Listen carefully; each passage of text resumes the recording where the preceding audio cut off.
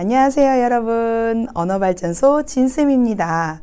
드디어 언어발전소 채널이 구독자 1만 명을 달성했습니다. 예!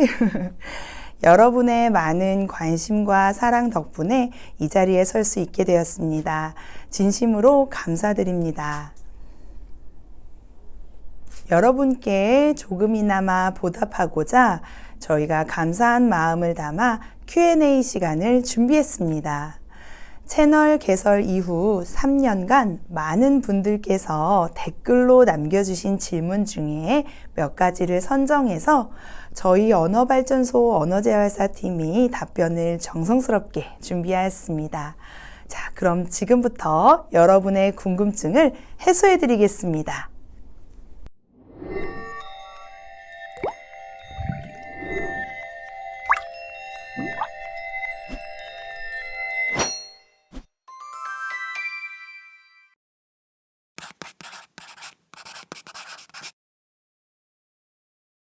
그동안 저희 언어발전소 영상에 정말 많은 댓글을 남겨주셨는데요.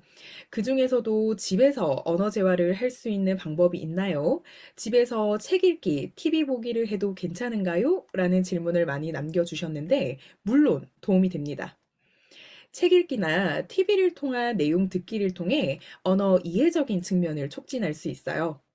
다만 단순하게 책을 읽거나 TV를 보는 것만으로는 전반적인 언어 능력을 촉진하는 데에는 제한적인 부분이 있기 때문에 책 읽기 시 책을 소리내서 읽거나 책이나 TV를 통해 얻은 정보나 감상평 등을 적어보는 것이 좋고, 가족이나 친구 등 지인들과 책이나 TV 프로그램 등의 내용으로 대화를 나누어 보는 것이 도움이 될 수 있습니다. 하지만 나의 언어 수준이 어떤지 제대로 알지 못하고 가정에서만 언어 재활을 한다면 언어 자극의 방향성이 정확하지 않을 수 있기 때문에 언어 재활사에게 정확한 평가를 받은 후 언어 치료와 병행을 하며 가정에서 언어 재활을 하시는 것이 중요합니다.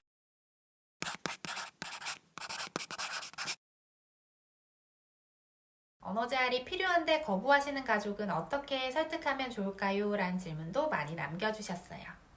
먼저 언어 재활을 거부하시는 경우 언어 재활을 받기 어려운 개인적 상황이나 경제적 부담 등 다른 이유가 있는지 알아보아야 합니다.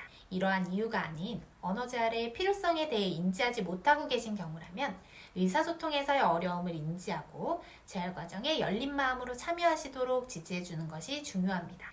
먼저 현재 대상자분께서 보이시는 특성에 따라 일상에서 의사소통 제한으로 인해 느끼실 만한 불편한 점을 언급하고 구체적인 상황에서 어떻게 소통하시는지에 대해 이야기를 나누며 어려움을 인지하시도록 합니다.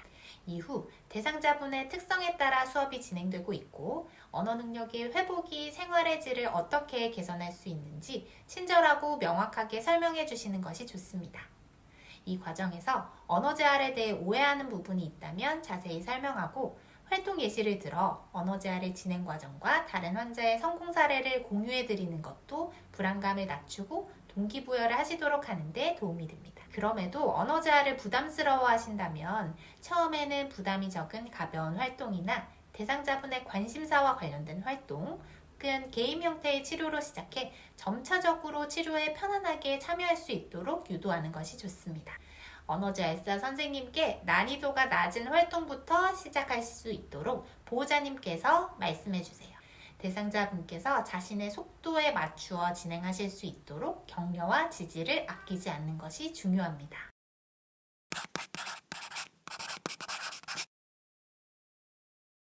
뇌손상과 같이 특별한 계기가 없어도 언어 치료를 받을 수 있나요? 효과가 있나요? 란 질문을 남겨주셨어요.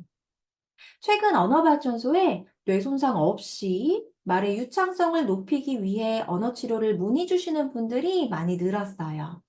답은 물론 가능합니다.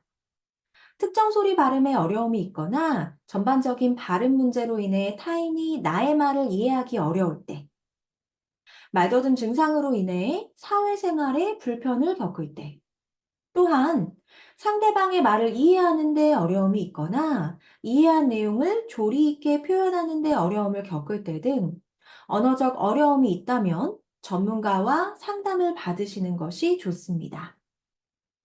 상담과 검사를 통해 어려움이 있다고 판별되면 언어 재활을 통해 충분히 도움을 받으실 수 있습니다.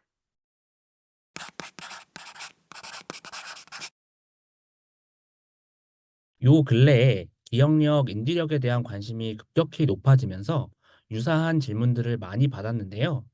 몇 가지 질문들에 답변을 드리고자 합니다. 먼저, 기억력과 결부된 언어력 저하도 별도 치료 명칭이 있나요? 언어 치료를 받아서 향상시킬 수 있나요? 집에서 할 수 있는 기억력 향상 방법이 궁금해요. 등의 질문에 답변을 드리겠습니다. 먼저 인지 능력 중 기억력은 주의력 및 집중력과 함께 언어 능력에 큰 영향을 미칩니다. 물론 기억력 저하가 언어 능력 감소로 이어질 수는 있습니다. 그러나 이를 지칭하는 특정 명칭은 아직 없다고 할 수 있겠네요.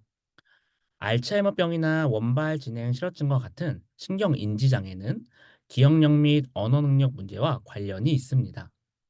이런 경우 병원 진단을 통한 약물 치료와 재활사의 직간접적인 행동 치료, 그리고 가족 및 보호자와의 능동적인 의사소통 전략이 도움이 될 수 있겠습니다. 만약 신경인지장애가 아니라면 언어 재활사와 함께 다양한 활동을 통해 기억력과 언어 능력을 함께 향상시킬 수 있습니다. 요즘에는 책, 앱, 유튜브 영상 등 기억력을 강화할 수 있는 많은 도구들이 있는데요. 시중에서 쉽게 구할 수 있는 인지재활 워크북을 사용하거나 관련 앱을 다운로드하여 활용해 보시면 좋을 듯 합니다. 그 외에 재활사와 함께 글자, 그림 기억하여 맞추기, 짧거나 긴 이야기를 듣고 다시 말하기, 손으로 글쓰기 연습 등도 효과적인 활동이 되겠습니다.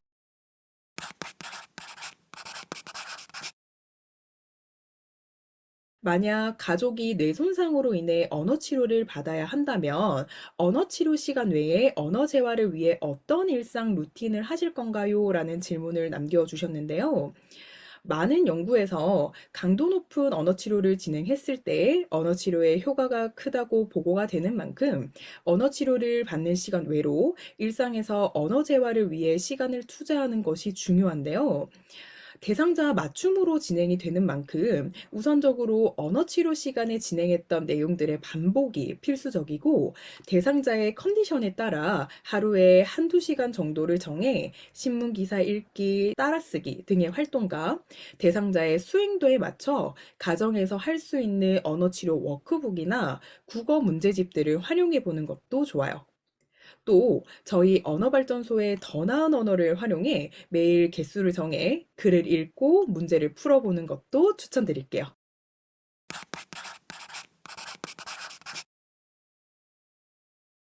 아동을 위한 언어 치료와 성인을 위한 언어 치료가 어떤 점이 다른가요? 라고 질문을 남겨주셨는데요.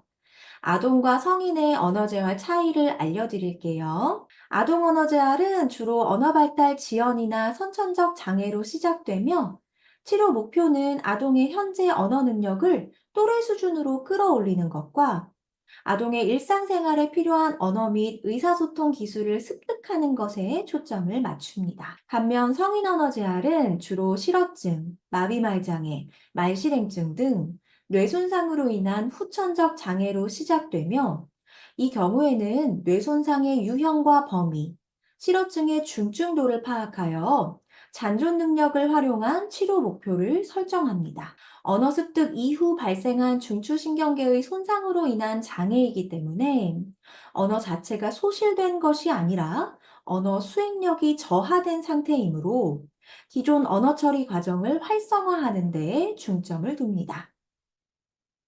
이러한 차이 때문에 아동과 성인 언어 재활 모두 각각의 전문성을 가진 언어 재활사가 필요합니다. 아동 언어 재활사는 아동의 발달 단계와 특성을 이해하고 아동에게 적합한 치료 방법을 적용해야 합니다. 반면 성인 언어 재활사는 뇌손상과 관련된 복잡한 임상 지식과 후천적 언어 장애에 대한 전문적 접근 방법을 갖추어야 합니다. 각 대상자의 특성과 필요에 따라 적절한 전문가와 함께하는 것이 중요하다는 것을 잊지 마세요.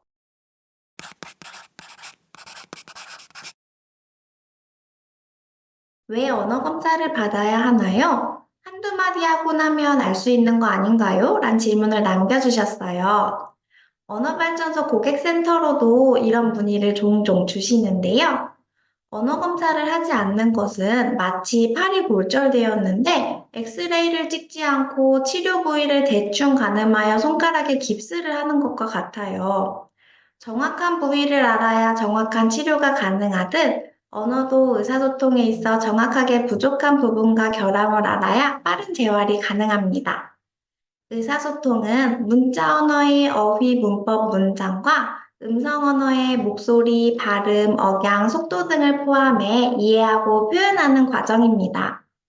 뇌 손상으로 인한 언어장애는 문자, 음성 언어 능력뿐만 아니라 주의 집중력, 추론 능력 등 인지 기능에도 영향을 미치기도 합니다. 언어재활사와 한두 마디의 대화만으로는 일상이나 사회생활에서 필요한 언어 이해와 표현 능력, 말 산출 기관의 구조와 기능, 호흡, 발성과 같이 전반적인 의사소통 능력을 확인하기에 매우 제한적이랍니다. 언어 검사는 단순히 대상자의 강약점을 파악하는 것을 넘어서 잔존 능력을 확인하고 어떤 자극에 긍정적으로 반응하는지를 파악하는 데에도 중요합니다. 언어 검사를 통해서 어떤 접근법이 손상된 기능의 회복에 도움이 될지 결정을 할 수 있습니다. 그래서 언어 검사는 치료 과정에서 필수적인 단계로 진행되고 있답니다. Q&A는 여기까지입니다. 질문 하나하나에 진심을 담아 답변 드리기 위해서 저희 선생님들이 열심히 준비를 했는데요. 오늘의 Q&A가 도움이 되었다면 구독과 좋아요 부탁드립니다. 앞으로도 언어발전소는 언어재활에 관한 유익한 정보와 지식을 나눌 것을 약속드립니다. 언어재활에 관한 궁금하신 점은 댓글로 남겨주시고요. 의사소통 전문가와 직접 만나서 상담받길 희망하시는 분들은 영상 하단의 설명란에 있는 링크를 클릭해서 무료 상담을 신청하세요. 여러분의 지속적인 관심과 사랑이 언어발전소를 더욱 힘이 나게 합니다. 그럼 다음 영상에서 뵙겠습니다. 여러분 안녕히 계세요.